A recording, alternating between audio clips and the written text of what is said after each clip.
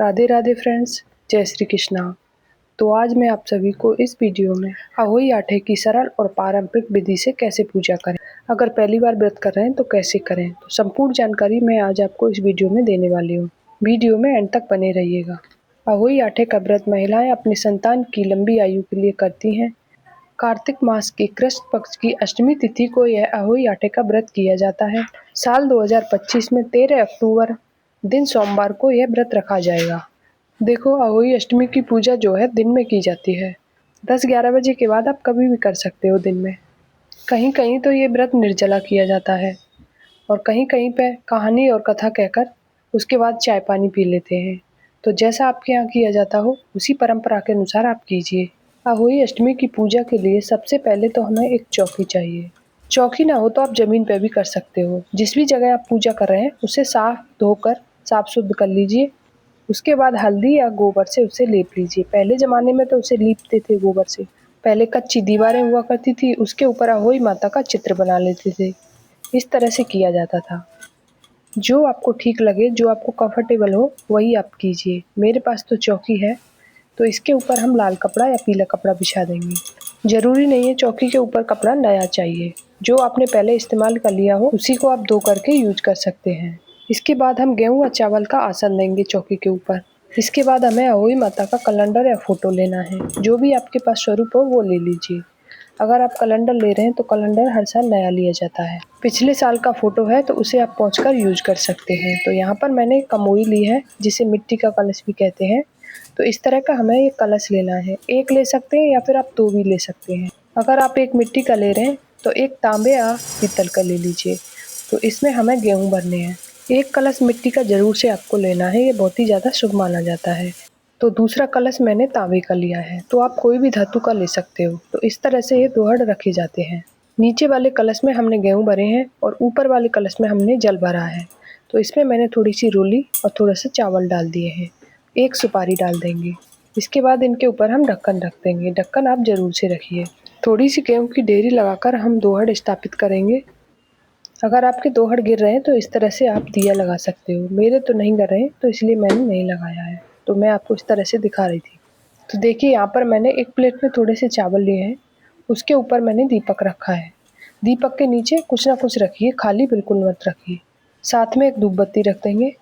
इसके बाद हमें कलावा चाहिए। तो कलावा हम वस्त्र सर्वू सभी देवी देवता अहोई माता को समर्पित कर देंगे। तो अहोई माता को मैंने कलावा अर्पित कर दिया है। साथ में ही हम गणेश जी को अर्पित कर देंगे। जितने भी देवी देवता हैं हम सभी को वस्त्र स्वरूप कलावा अर्पित कर देंगे। उसके बाद हम कलश पर मौली बांध देंगे। तो इस तरह से हम दोनों कलश पर मौली बांध देंगे।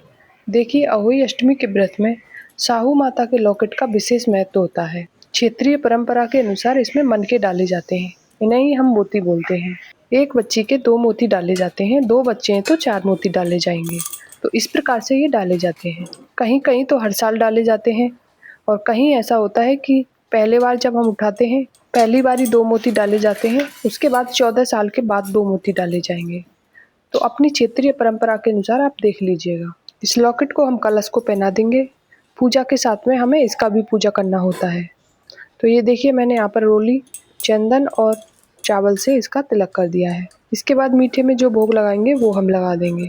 इसके बाद हम सभी को टीका करेंगे।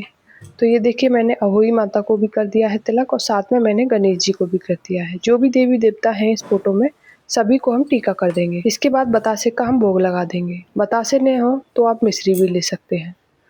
जो भी उस दिन आपके घर में पकवान बनेगा वो अहोई माता का भोग लगा दीजिए। वैसे तो हलवा पूड़ी का रिवाज है, उस दिन हलवा पूड़ी का भोग जरूर से लगाया जाता है। जो भी हम अहोई माता को भोग अर्पित करेंगे वो हम कलश के ऊपर जरूर से रखेंगे। तो मैं यहाँ पर वीडियो एक दिन पहले बना रही हूँ तो इसीलिए हलवा पूड़ी नहीं दिखाया है। तो आप जरूर से बना लीजिएगा। तो यहाँ पर मैंने कुछ फूल लिए हैं। तो ये फूलों की माला हम कलश को पहना देंगे।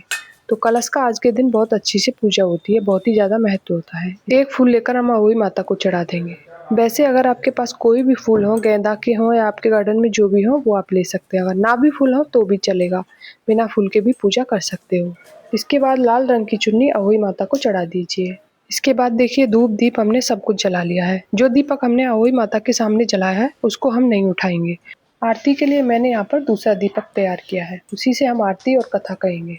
इसके बाद हम अहोई माता की कथा करेंगे। इस व्रत में कथा का विशेष महत्व है। कथा के बिना अधूरी माना जाता है व्रत। तो आप देख सकते हो करवा चौथ की मेरे पास किताब है, इसी में अहोई दीपावली सबकी है, तो आप इस तरह की ले सकते हैं। अगर आपने कैलेंडर लिया है तो उसमें नीचे दी गई होगी। गेहूं के कुछ दाने हम हाथ में लेंगे। कथा सुनेंगे जब हम गेहूं के दाने हाथ में रखेंगे। कथा सुनने के बाद लोटे के जल में कुछ दाने डाल लेंगे। कुछ दाने हम बचा के रखेंगे। आप चाहें तो पल्लू में बांध सकते हैं या फिर एक कटोरी में अलग से बचा के रख लीजिए। शाम को तारों को अर्घ देंगे जब हम लोटे में डाल देंगे। इसके बाद हम प्रेम पूर्वक आरती करेंगे। जो भी देवी देवता फोटो में विराजमान है उन सभी की हम प्रेम पूर्वक आरती करेंगे। अहोई माता की, गणेश जी की, सूर्य देव की, सबकी हम आरती करेंगे। देखिए कहीं कहीं तो सुबह में कथा कर ली जाती है और कहीं कहीं शाम में करते हैं।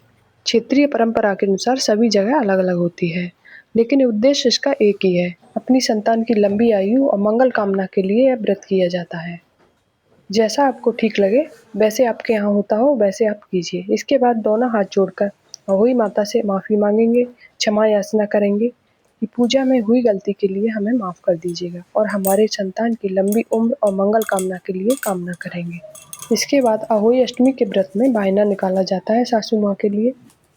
जो भी आपकी सास पहनती हो सूट साड़ी वो आप ले लीजिएगा और श्रृंगार का जो आप देना चाहते हैं वो दे सकते हैं। अगर नहीं भी तो आप 100 रुपये, 500 रुपये जो आपकी शक्ति सामर्थ्य के अनुसार आप दे सकते हो। अगर आपने सुबह में कथा सुनी है तो सूर्य देव को इस लोटे से जल दे दीजिए। शाम में अगर आप कथा सुन रहे हैं तो आप चंद्र देव को अर्घ दे सकते हैं। तो थोड़ा सा पानी हम फूल से इस तरह से उबार देंगे चौकी के और माता रानी के ऊपर होके। अहोई अष्टमी का व्रत कई जगह अलग अलग प्रकार से होता है।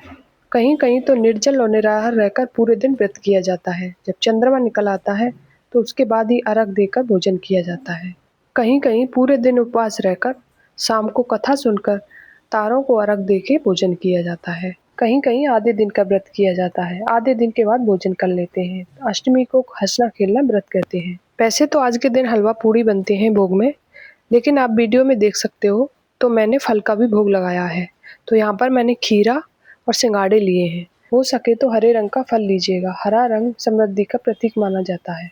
देखिए जो 2 गड़ हमने भरी है, नीचे वाला जो कलश है हमारा मिट्टी का, उसमें हमने गेहूँ भरे हैं। उस गेहूँ को हमें दान करना होगा। और जो ऊपर वाला कलश है जल वाला, वो हमारे यहाँ बच्चों को नहलाया जाता है। बच्चों के नहाने के पानी में धनतेरस वाले दिन डाल दिया जाता है। कहीं कहीं दिवाली के दिन उठा लिया जाता है। जैसा भी आपके आता हो वैसे आप कर लीजिएगा। हमारे यहाँ तो दूसरे तीसरे दिन बढ़िया सा बार देख के इसको उठा लिया जाता है। साहू माता के लॉकेट को आप पूजा के दूसरे दिन गले में धारण कर सकते हो। आपको गले में नहीं धारण करना है तो गुड़ घी से उसे पूज कर रख लीजिएगा। आई होप आज की वीडियो आपको बहुत पसंद आई होगी। अगर आपको थोड़ी भी हेल्पफुल लगी हो, अहोई आटे का व्रत और सरल विधि आपको पसंद आई हो तो प्लीज़ लाइक और सब्सक्राइब जरूर से कीजिए ताकि आने वाली वीडियो सबसे पहले आपको मिल सके।